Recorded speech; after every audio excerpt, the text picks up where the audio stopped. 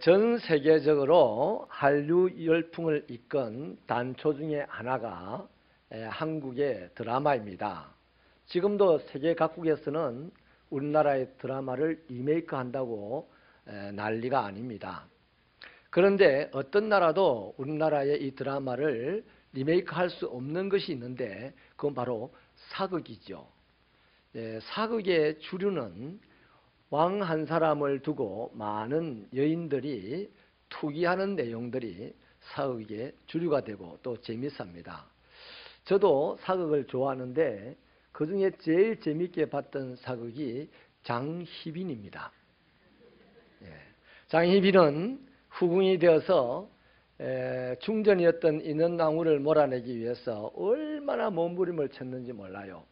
유교가 조선시대의 건국 이념인데, 그러니까 불교나 또 사사로운 이 무당들은 선비들 근처에 건접을 못했을 때입니다. 그런데도 중전이 되고 싶어서 자기의 처소 곁에 신당까지, 굿당까지도 차릴 정도였으니까 대단한 투기의 여인이죠.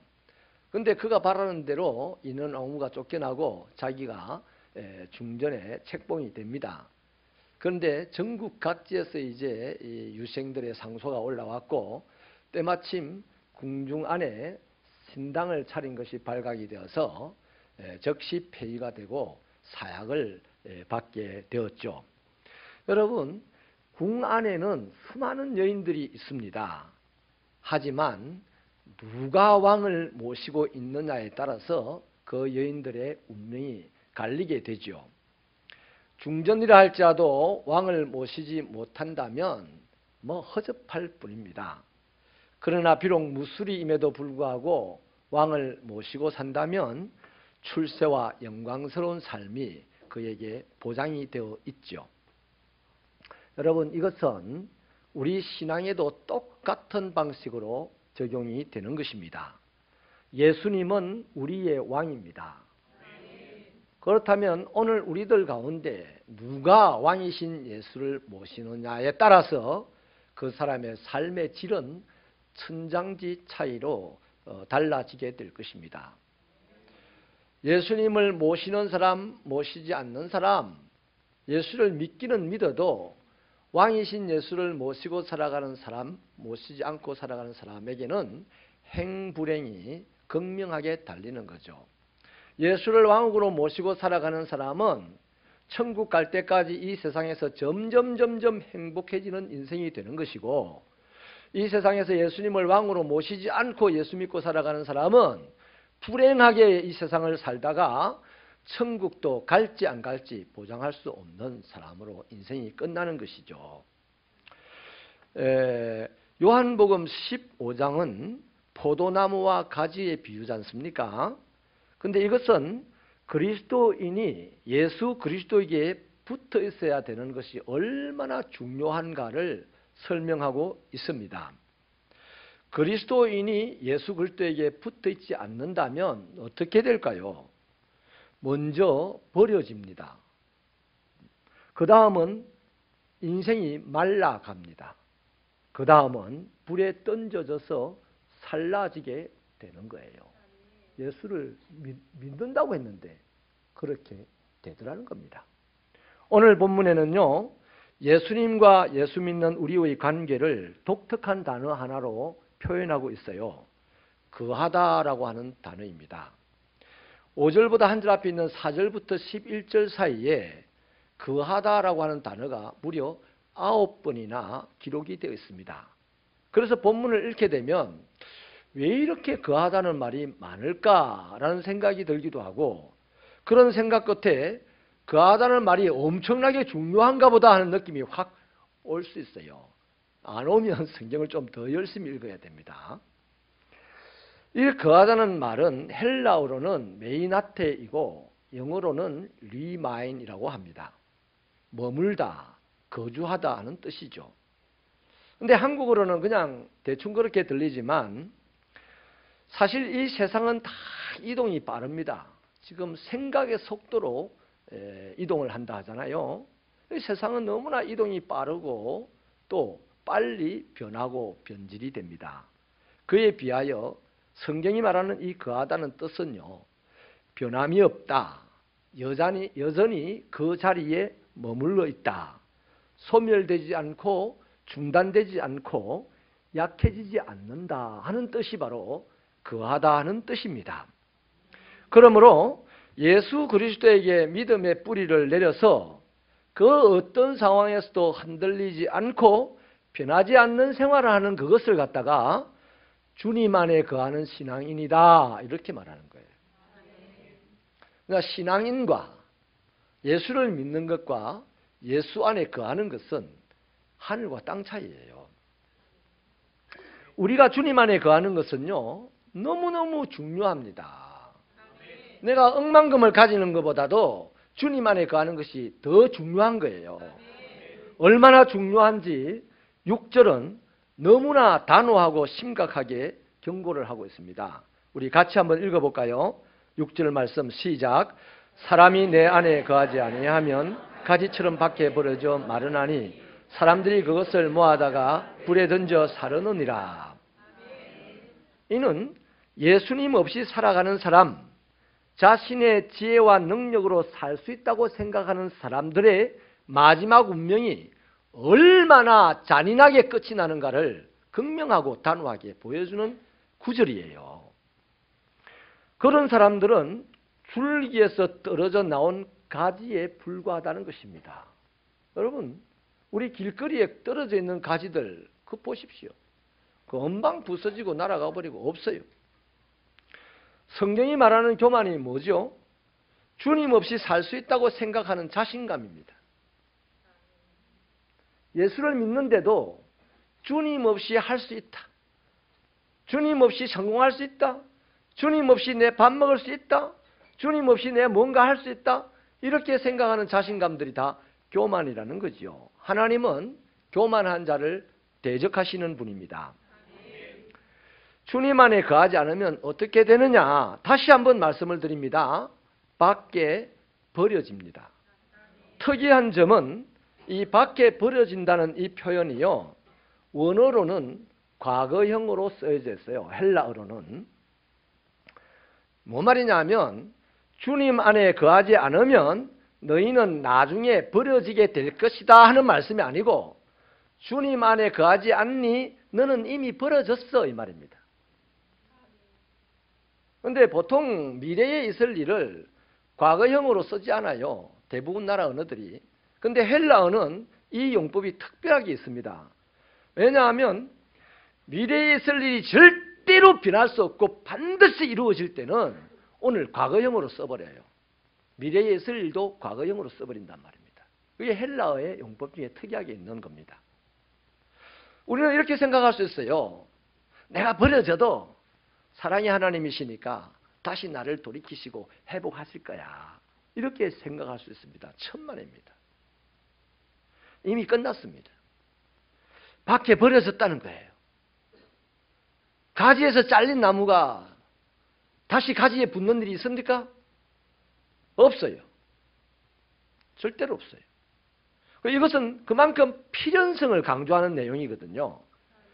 그래서 하나님께 버려지게 되면 이 땅에 어떠한 왕따와도 비교할 수 없는 가장 비참한 운명에 빠지게 되는데, 그것을 오늘 성경은 구체적으로 밖에 버려지는 것으로 끝나지 않고 반드시 말라 비틀어지는 인생이 되는 것이고, 그 다음에는 반드시 불에 사라지게 되는 것이라는 겁니다.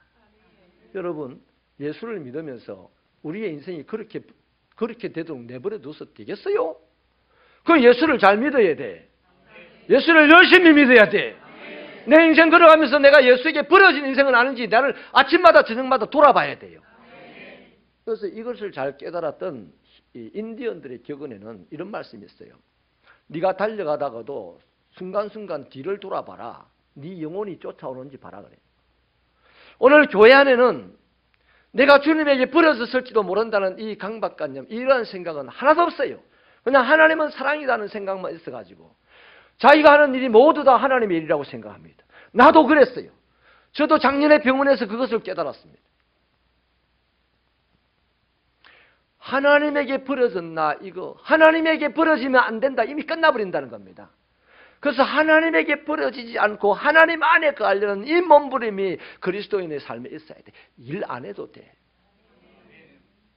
하나님 안에 거하는 사람만이 일할 수 있어요. 하나님 안에 거하는 사람이 하는 일만이 영광이 나타나는 일이 되는 겁니다. 그런데 오늘은 상관없어요. 하나님 안에 안 거해도 돼. 그냥 막 같이 일합시다. 그래가지고 자라왔던 한국교회가 오늘 막 그냥 기초도 없으니 그냥 막 쓰러지고 있는 거예요. 우리 새벽교회는 주님이 오신 날까지 쓰러지지 않는 교회가 되기를 축원합니다. 그래서 우리가 예수 안에 거하여야 된다 하는 것은 예수 믿는 사람의 인생의 절대 좌우명이 되어야 됩니다. 우리가 신앙이요 예수에게 뿌리를 박고 더 깊이 뿌리를 박으려고 매일같이 몸부림을 쳐야 되고 또 그 위치를 어떤 상황에서도 지켜야 되고 빗나가서도 안 되고 흔들려서도 안 됩니다. 이것이 예수 믿는 게 아니고 예수 안에 거하는 신앙입니다. 그렇다면 주 안에 거한다는 것은 어떻게 사는 것인가? 오늘 성경에는 하나님의 말씀을 지키는 것 하나 정도로 설명을 하고 넘어가는데요. 딱히 다르게 설명한 것이 없어요.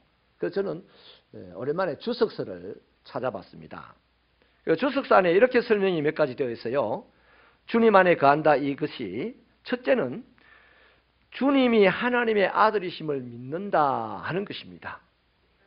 둘째는 주님을 구주로 영접한다 하는 것입니다. 셋째는 하나님께서 말씀하신 바를 행한다 하는 것입니다. 넷째는 지속적으로 복음을 믿는다는 겁니다.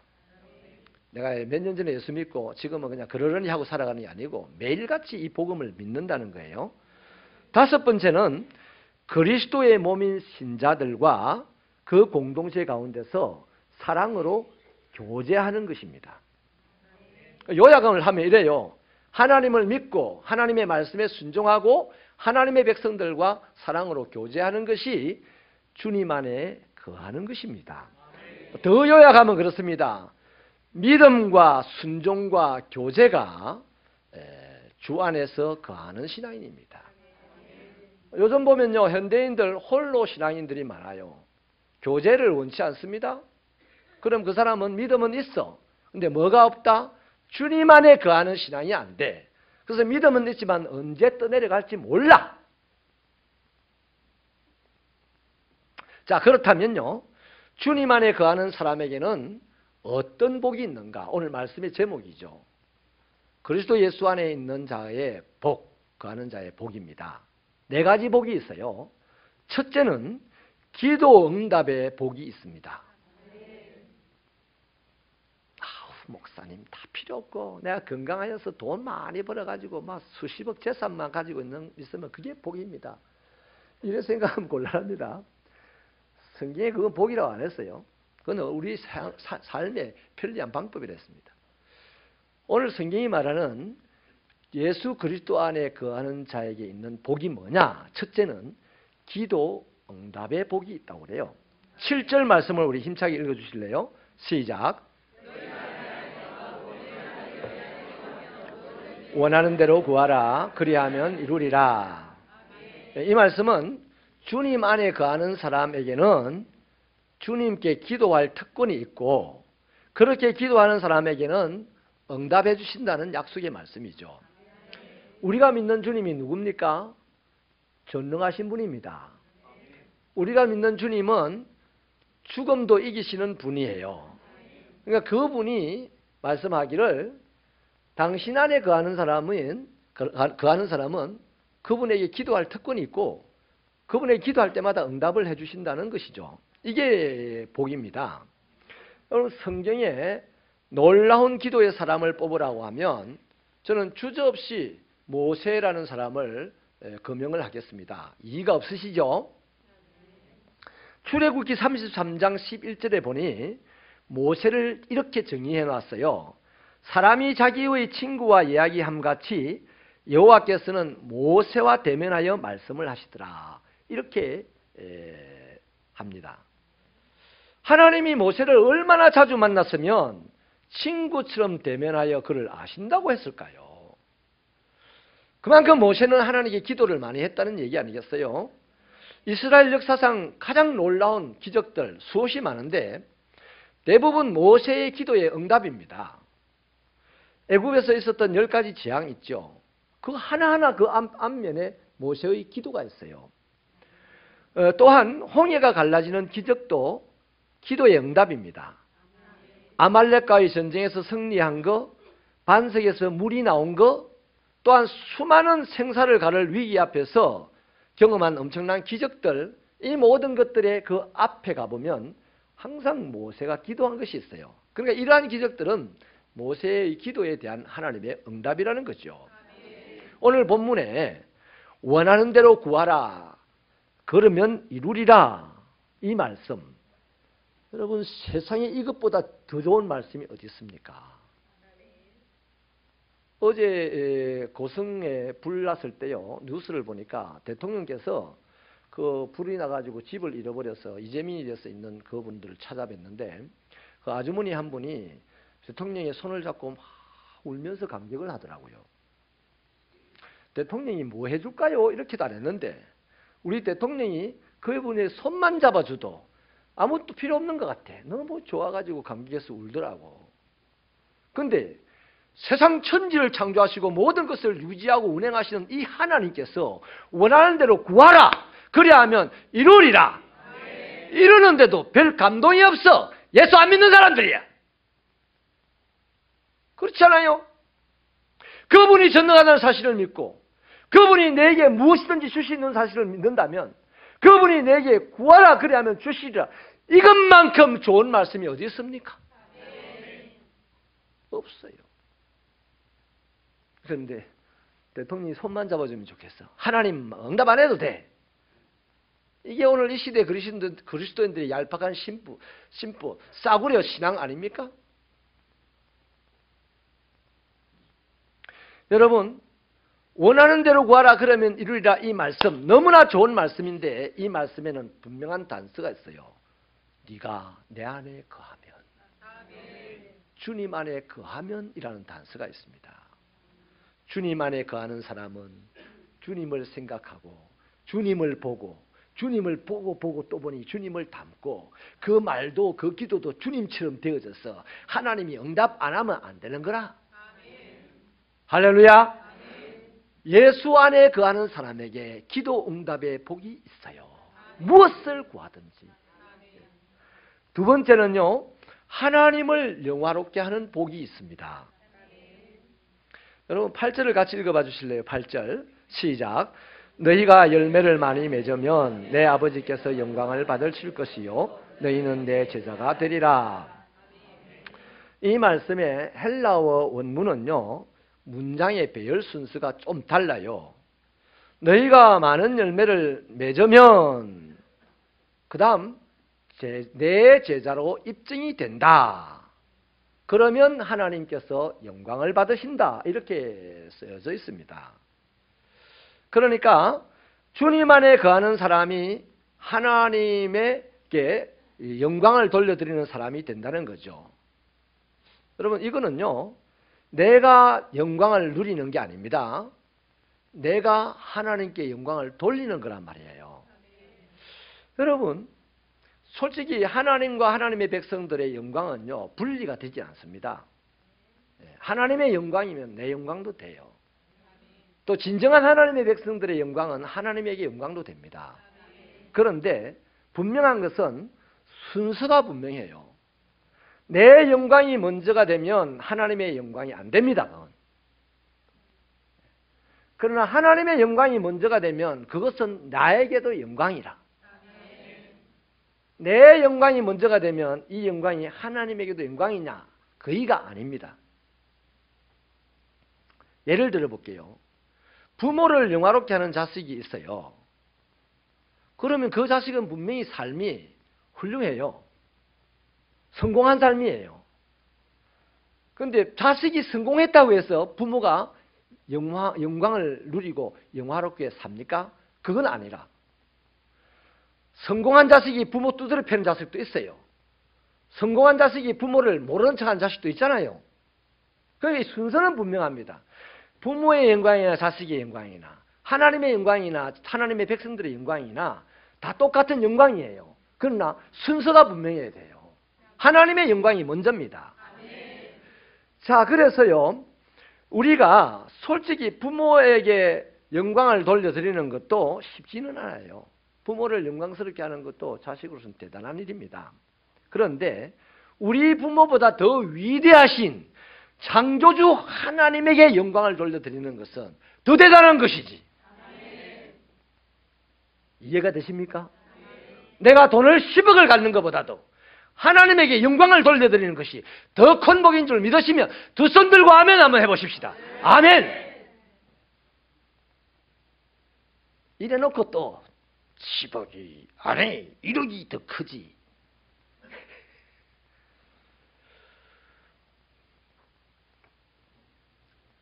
요리문답 1조가 뭐예요? 요리문답 1조를 보면 사람의 제일 되는 목적이 하나님을 영화롭게 하고 그의 이름을 영원토록 즐거워하는 것이라고 했어요. 그러니까 신앙인들의 사람의 목적은, 제일 되는 목적은 부자 되는 게 아니에요. 이 세상에서 사업의 성공도 아닙니다. 영화롭게 사는 것도 아니에요. 하나님의 백성들의 삶의 목적은 하나님께 영광을 돌리는 거야. 이것이 기복신앙과 기독교 신앙의 첫 구별점입니다. 이것이 구별이 안 돼버렸어. 그래서 이 100년, 200년 대한민국 기독교가, 개신교가 흘러오면서 기복신앙과 기독교 신앙이 구별이 안 돼가지고 엉망진창이 되었어요. 기복신앙은요, 다른 사람이 잘 되는 것, 신이 영광을 받는 거 아무 관심 없어요. 자기만 잘 되면 돼. 자기 잘 되려고 신을 믿어. 근데 기독교 신앙은 내 잘 되는 게 관심이 없어. 남이 잘 되는 것이 아름다워 보이고 하나님이 신이 영광을 받는 것이 행복한 거야. 그게 기독교 신앙입니다. 아멘이십니까? 이걸 고쳐야 돼. 신앙의 첫 출발점이 이것이 되어야만 우리 신앙에 성령의 역사가 일어나고 하나님의 축복의 역사가 일어나게 됩니다. 그래서 고린도전서 10장 31절은요, 기독교 신앙을 딱 잘라서 말씀을 하셨어요. 그런즉 너희가 먹든지 마시든지 무엇을 하든지 다 하나님의 영광을 위해서 하라. 먹는 것도 하나님의 영광을, 내 배부르게 하려고, 내 기분 좋게 하려고 먹는 게 아니고 하나님의 영광을 위해서 내가 먹어. 내가 심지어 마시는 물조차도 내 목마름을 위하여서가 아니라 하나님의 영광을 위하여서 마시는 겁니다. 이게 신앙의 출발입니다. 이렇게 할 수 있는 사람은 예수 안에서 살아가는 사람이죠. 이 사람의 삶은요, 달라지게 돼 있어요. 내 자신을 위하여 살아가던, 그렇게 투정적으로 살아가던 삶이 싹 변하여서 이제 주님의 영광을 위하여 살아가는 사람으로 살게 된다는 겁니다. 세 번째는요, 사랑을 실천하는 복을 받습니다. 사랑을 받는 복이 아니라 사랑을 실천하는 복을 받아요. 사랑을 실천하는 것이 얼마나 위대한 복인지 오늘 보시게 됩니다. 9절을 같이 읽어볼까요? 시작.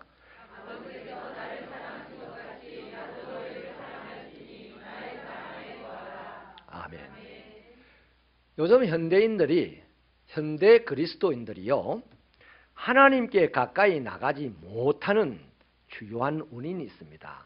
그래서 홀로 기독교인, 익명의 기독교인들로 이제 변해가는 사람들이 많이 있어요. 왜 하나님께 가까이 나가지 못하냐? 그 원인은 낮은 자존감 때문입니다. 여러분, 150여 년 전 우리나라 초창기 기독교에는, 초창기 개신교 교인들은요, 세상에서 제일 가난한 사람들이었어요. 집이 없어서 남의 처마 밑에서 살던 사람들이었습니다. 그런데 그들이 예수를 믿고부터, 교회를 다니면서부터 자기의 가난한 것이 안 부끄러웠어요. 왜 그랬을까요?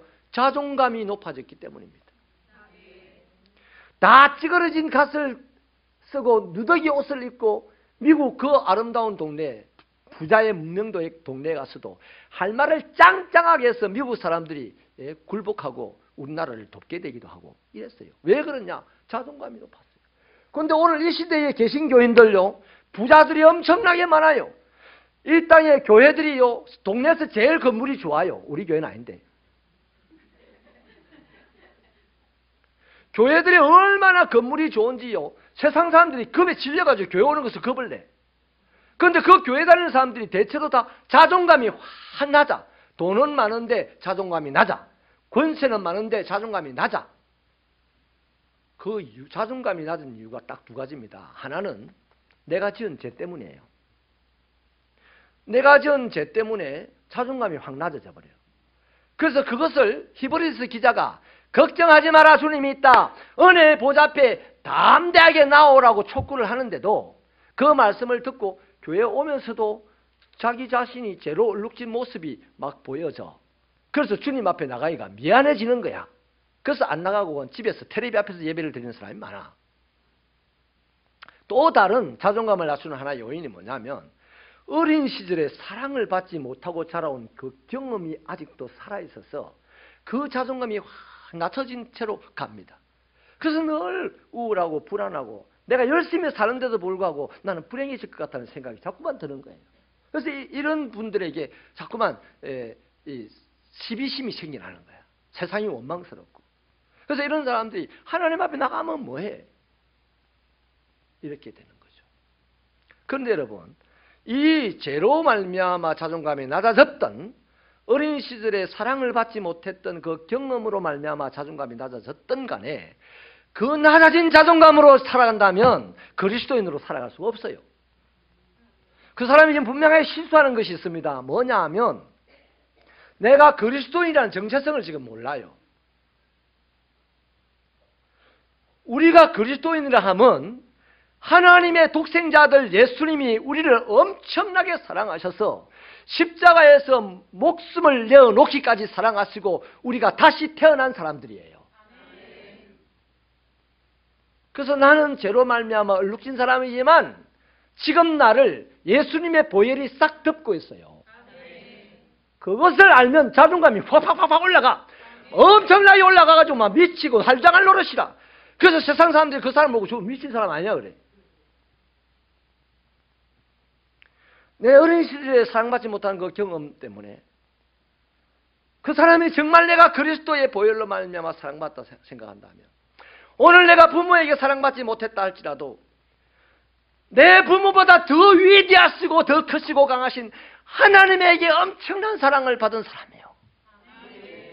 내 배우자에게 그만 사랑을 받지 못했다 할지라도 나를 영원토록 신부 삼아지고 영원토록 사랑해주는 그 하나님의 사랑을 엄청나게 받은 사람이요. 이것이 기독교인입니다. 이런 사람들은요, 이 사실을 깨닫고 살아가는 사람들은요, 더 이상 외롭지 않아요. 왜? 그 주님의 큰 사랑 때문에 오늘의 이 외로움을 이겨낼 수가 있어요. 죄의 쓴뿌리에 묶여있던 그 불행한 일들조차도 다시 붙잡고 주의 이름으로 할 수 있었어요. 할 수 있게 된다 이 말이에요. 그래서 구절이 이렇게 말하는 거 아닙니까? 아버지께서 나를 사랑하신 것 같이 나도 너희를 사랑하였으니 나의 사랑 안에 거하라. 하나님이 예수님을 사랑한 것처럼 예수인 나도 너희를 사랑하고 있다 이 말입니다. 그래서 그분의 사랑 안에 거하게 되면 세상에서 당하는 아픔이나 외로움이나 눈물이나 뭐 버림당한 것이나 고통들, 이런 것들 다 이겨낼 수 있어요. 어디 안에 거하면? 사랑이신 예수 안에 거하면. 우리가 이 세상에서 받은 모든 사랑보다도요, 예수 한 분이 우리에게 베푸신 사랑이 훨씬 더 큽니다. 그래서요, 이 사랑 안에 거하게 되면 이런 사람은 어떤 사람이 되냐면, 이 세상의 인구가 70억인데 70억 인구가 다 나를 미워해도 나 안 죽어. 70억 인구가 다 나를 미워해도, 아니 우리 새벽기의 성도들이 다 나를 미워해도 나는 예수 한 분의 사랑 때문에 충분하고 또 충분해요. 그 사람은 당당하게 살아가는 사람이 되는 거죠. 이 사람이 살아가는 신앙이 생활이 얼마나 재미있겠어요. 여러분, 우리가 살아오면서 받았던 사랑, 앞으로 살아가면서 받게 될 사랑들 다 보태도 예수님이 나에게 주시는 사랑에 비하면 잽이 안 되니 이것을 믿으시고 그리스도 예수 안에 거하시는 저와 여러분 되시기를 축원합니다. 그런데요, 오늘 본문에 주님의 사랑에는 특징이 하나 있어요. 그 특징이 뭐냐면 흘러가는 사랑입니다. 사랑은 흘러가야 되는데 아버지께서 나를 사랑하신 것 같이 나도 너희를 사랑하니 나의 사랑 안에 거하라. 즉 사랑이 아버지에게서 아들 예수에게로, 예수에게서 오늘 나에게로 이렇게 흐르는 거예요. 그러므로 우리의 사랑도 흘러가야 돼. 이것이 실천이야. 이것이 복입니다. 여러분, 저 옹달샘 샘물도 흘러가지 않으면 썩는다고 하잖아요. 아무리 맑은 물이라도. 그러나 이 사랑은 물 정도가 아니잖아요. 물이야 사람의 목을 축이지만 이 사랑은 사람의 생명을 살리는 겁니다. 그러므로 이 사랑은 흘러가지 않으면 썩어버려. 더 심하게 썩어버려. 그래서 나는 교회 안에서 말이죠, 내하고 친한 사람들끼리만 이렇게 하는 나 꼴을 못 보겠어. 내.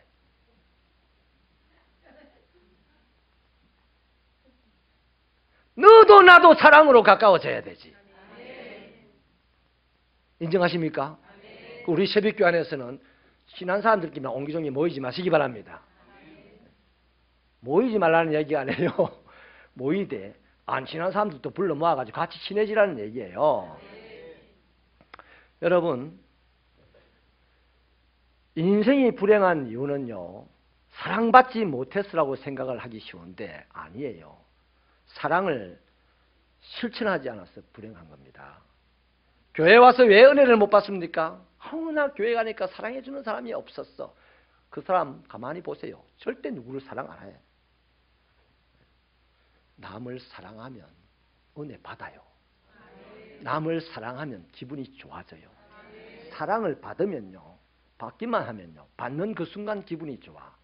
그 다음에는요, 그 정도의 사랑 주가지는 간에 키고도 안 가. 더 큰 사랑 줘야 돼. 그런 겁니다. 그러나 사랑을요, 실천하면 하는 만큼 행복해지고 기뻐지는 거예요. 이 사랑의 실천이 있게 되기를 축원합니다. 여러분, 내가 남들을 사랑하지 않으면 은혜를 못 받고 내가 남들을 사랑하지 않으면 내가 행복하지 않아요. 사랑받으면 행복하다는 생각은 싹 집어치우기를 축원합니다. 그러므로 사랑의 실천이야말로 우리 인생의 진짜 행복이에요. 여러분, 솔직히 자기에게 질문해 보십시오. 나는 지금 행복하지 않다고 느껴집니까? 그렇다면 여러분의 사랑의 크기를 조금 더 키워보세요. 여러분의 사랑의 횟수를 조금만 더 늘려보세요. 여러분의 사랑의 대상을 조금만 더 불려보십시오. 즉시로 행복이 찾아옵니다. 어떤 병원에서도 안 가르쳐줍니다. 이거는 세빛병원에서만 가르쳐주는 거예요. 바울 사도는 에베소서 3장 17절에서요 이런 기도를 합니다. 믿음으로 말미암아 그리스도께서 너희 마음에 계시게 하시고 너희가 사랑 가운데서 뿌리가 박히고 터가 굳어져서 이렇게 합니다. 뭔 말이냐니까 성도들은 사랑으로 뿌리를 내리고 사랑으로 그 터를 굳혀야 되는 거야. 그래서 단단한 터가 기반이 마련되고 그 위에 온갖 하나님의 교회가 아름답게 세워진다는 이야기입니다. 그런데 이 사랑을 실천한다는 것이요, 실천하면 행복한다는 거 아닌지 알겠어요. 그런데 쉽지는 않아요. 쉽지가 않습니다. 미운 사람은 어떻게 해? 미운 건 고사하고 나를 미워하는 사람을 어떻게 해? 뭐 이러는 거죠. 그런데 예수님은요, 사랑을 실천하는 거기다가 하나 더 붙이는 게 있어요. 뭘 붙입니까? 네 원수를 사랑해라. 너를 미워하는 자를 선하게 대하여 주어라. 너를 저주하는 자를 축복해 주어라. 너를 모욕하는 자를 위하여 기도해 주어라. 이런 것들을 덧붙여요. 도대체 평범한 우리가 어떻게 이것을 해내겠나요? 불가능한 거예요. 안 됩니다. 절대 안 됩니다. 그러나 딱 한 가지 있어요. 가능한 방법은 우리가 예수 그리스도 안에 거하면 이제 다 가능해지는 거야.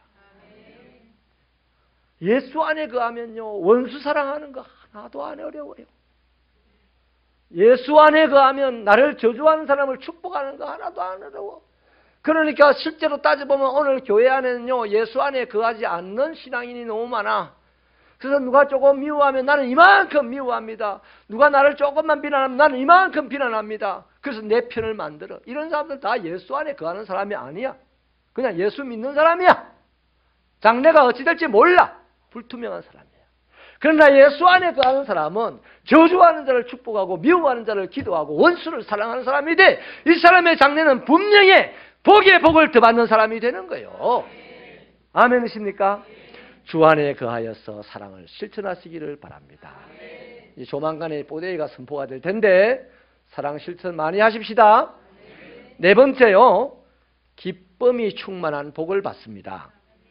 우리 11절을 같이 읽겠습니다. 시작. 내가 이것을 너희에게 이르면 내 기쁨이 너희 안에 있어 너희 기쁨을 충만하게 하려 함이라. 기쁨은요, 그리스도 안에 있는 사람들의 가장 분명하고 확실한 특징입니다. 쉽게 말하면 기쁨은 예수 믿는 사람에게 나타나는 가장 분명한 표시예요. 교회 가장 분명한 표시가 기쁨입니다. 우리 표정 관리 잘 하십시다. 내 마음에 예수가 살아계시면 그것은 내 입으로, 내 눈빛으로, 내 감정이 다 나타나요. 기분 나쁘면 얼굴은 다 하는데 코만 벌렁벌렁 해. 이렇게 다 나타난다니까요. 본인은 몰라. 나는 내 마음을 잘 다스리고 있다 그랬지만 얼굴에 이미 다 나타나요. 그게. 그러니까 방법이 뭐야? 예수 안에 있을 때 기쁨이 솟아나는 거예요. 이건 누가 빼앗아가지 못하고 누가 짓밟아 어기지 못하는 기쁨인데요. 여러분, 권력을 가지고 명예를 가지고 부를 크게 가진 사람들이 기뻐할 것이라고 생각합니다. 그런데 잠깐이에요. 권력이나 명예나 부를 가진 사람, 텔레비전 나오는 사람들 보세요. 그 얼굴이, 그 마음에 있는 게 다 드러나잖아요. 그런 인간들의 삶은 그 자식들이 어떻게 나타납니까? 뽕 딴다, 뽕 따 지금. 물뽕에 다 맛이 가버렸어요. 돈이 기쁨이 안 되니까 뽕을 먹어야 돼. 이제 뽕이 기쁨이 안 되니까 온갖 짓을 다 해야 돼. 그래서 세상에 이제 악한 것들로 막 드러나고 있잖아요. 예수로 말미암는 기쁨이 충만한 우리가 그들의 삶을 바꿔주는 진통제가 되시기를 축원합니다. 축원합니다. 바울을 보십시다. 바울요. 바울은 억울한 누명을 쓰고 감옥에 갇혔어요. 그런데도 어쩔 줄을 몰라가지고 기뻐하여 찬송하며 기도하더라고. 거기다가 감옥 밖에 있는 성도들, 적어도 바울보다는 덜 불행해. 그런데 그들 보고 항상 기뻐하라. 다시 주 안에서 말하노니 기뻐하라. 막 이럽니다. 미쳤어. 바울이 미쳤어. 그런 거지. 예수 안에 있으면 미치는 거야. 세상 살기 좋게 하는 사람으로 미치는 거예요. 할렐루야. 성령의 두 번째 열매가 희락이잖아요. 바클레이 신학자는요, 이 부분을요, 아주 준엄하게 주석을 했더라고요. 이랬습니다. 그리스도인은 웃음을 지닌 그리스도의 기사이다. 침울한 그리스도인은 그리스도인이라고 부를 가치가 없다 그랬어요. 표정을 밝게 하십시다.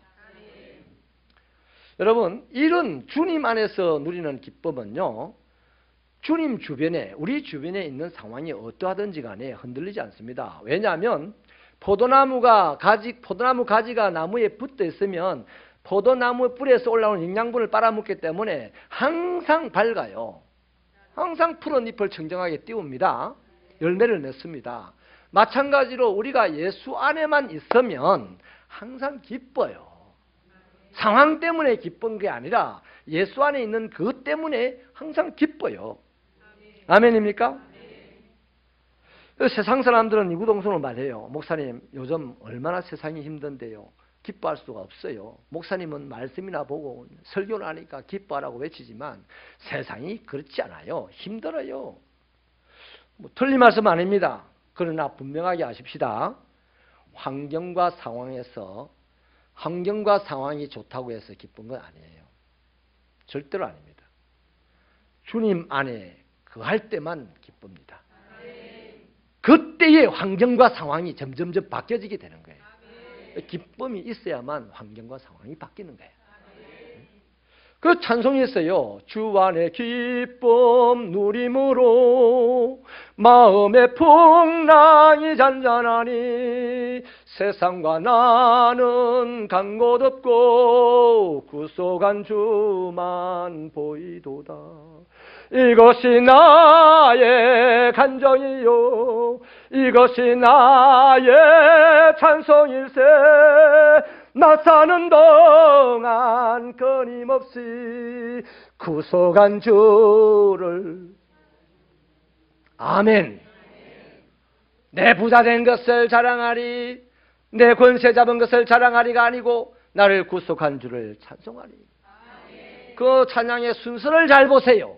주 안에 기쁨을 누림으로 내 마음의 풍랑이 잔잔해진댔습니다.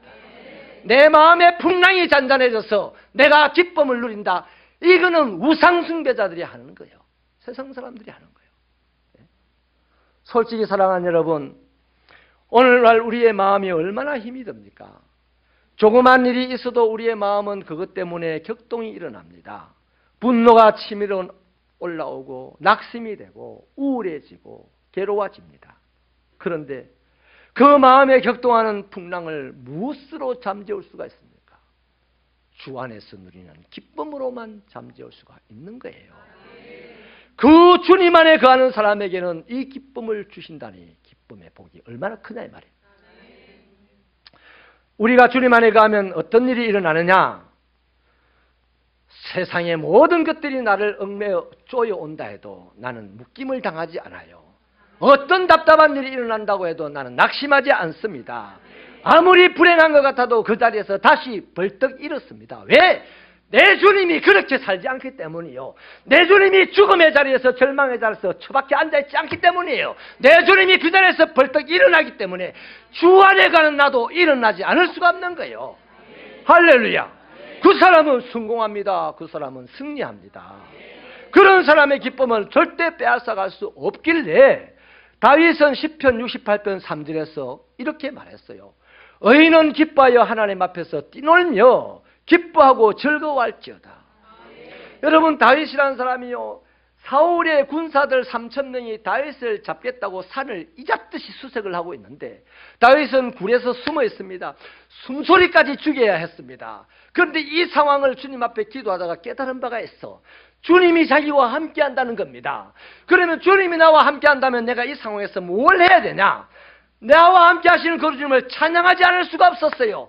그래서 목이 터지라고 찬양을 합니다. 그것도 부족해가지고 온갖 악기를 동원해서 찬양하고 싶다고 합니다. 그러면 어떻게 됩니까? 수색하는 사람들은 들키지. 그럼 바로 죽음을 당하지. 그래, 하나님이 나와 함께 한다는 사실을 알고 나니까 죽는 것도 내가 죽는 게 아니고 사는 것도 내가 사는 게 아니라 하나님이 내 안에서 사는 거라. 그렇게 크게 소리질러 찬양했더니 사울 왕의 군사들이 찾아냈어요? 못 찾았어요. 못 찾았어요. 이것이 바로 주님 안에 거하는 자들이 누리는 복입니다. 말씀을 마칠게요. 여러분, 주님 안에 우리가 거하는 것이 너무 중요합니다. 예수 믿는다고 떠벌리고 다니지 마시고 예수 안에 거하는 처절한 몸부림을 치는 삶이 되시기를 바랍니다. 그 사람은 반드시 기도 응답을 받습니다. 그 사람은 반드시 하나님께 영광을 돌리는 인생이 됩니다. 그 사람은 반드시 사랑을 실천함으로 세상 만 사람에게 존경받는 사람이 됩니다.